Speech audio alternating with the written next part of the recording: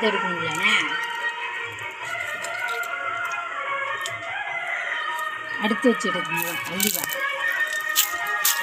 കായ് എടുത്തിയാ സ്റ്റാർട്ട് பண்ணிட்டியா ഇത് എന്ത് ചെടിയെന്ന് അറിയാമോ എന്നാൽ ഇല ഉണ്ട് ത്രാച്ചയുടെ ഇലവളയുണ്ട്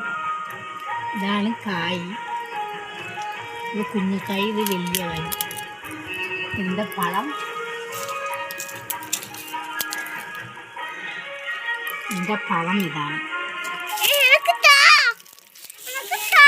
ഇതിൻ്റെ പഴം ഭയങ്കര വീഡിയോ എടുക്കാം